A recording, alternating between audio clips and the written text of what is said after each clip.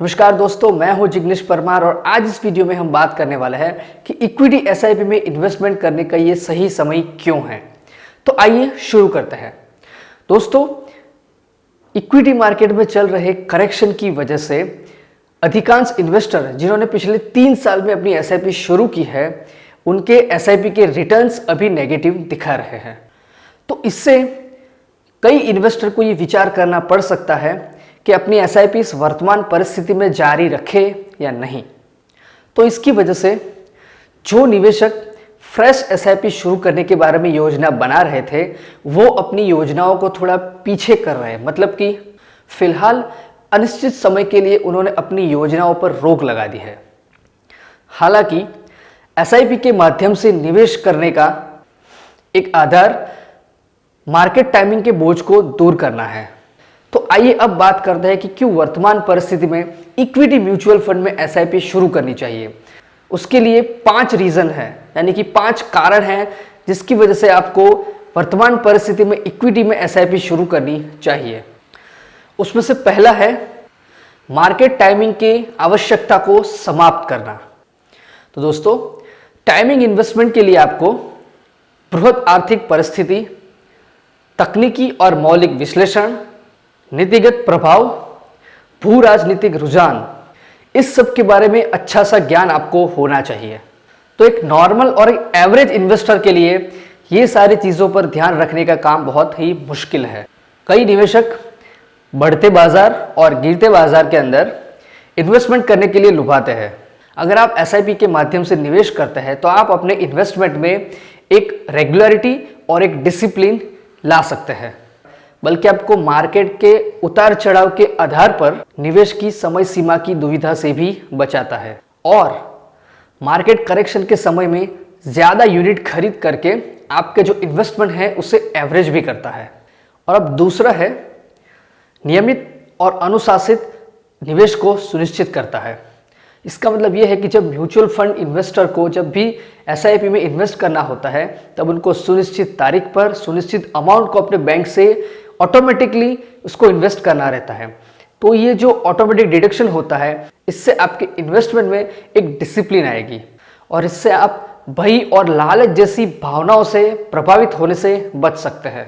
नियमित और अनुशासित निवेश आपको अपने फाइनेंशियल गोल्स को कंप्लीट करने के अंदर बहुत ही हेल्पफुल होता है।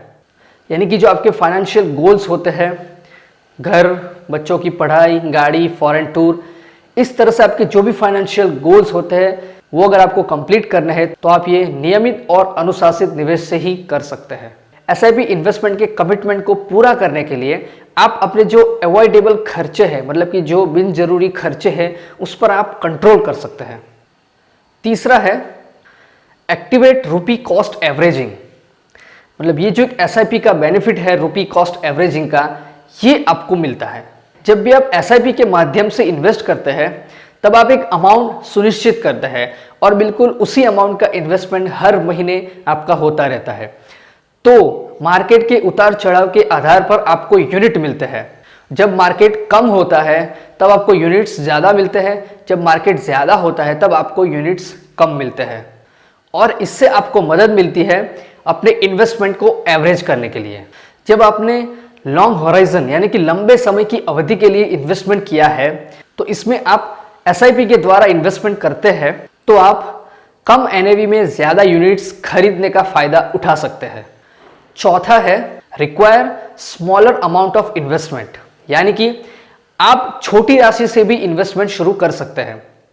आमतौर पर अधिकांश इक्विटी म्यूचुअल फंड्स में जब लमसम इन्वेस्टमेंट की बात होती है तो 5,000 रुपये से शुरुआत कर सकते हैं और एडिशनल परचेज यानी कि अतिरिक्त इन्वेस्टमेंट 1,000 रुपये से शुरू हो सकता है। और जब बात आती है एसआईपी की, तो कुछ एसआईपी में 500 रुपये से भी शुरुआत कर सकते हैं और कुछ एसआईपी में 1,000 रुपये से भी शुरुआत कर सकते हैं।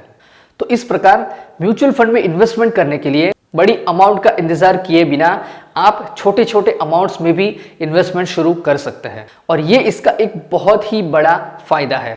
और पांचवा है पावर ऑफ कंपाउंडिंग का फायदा मिलता है।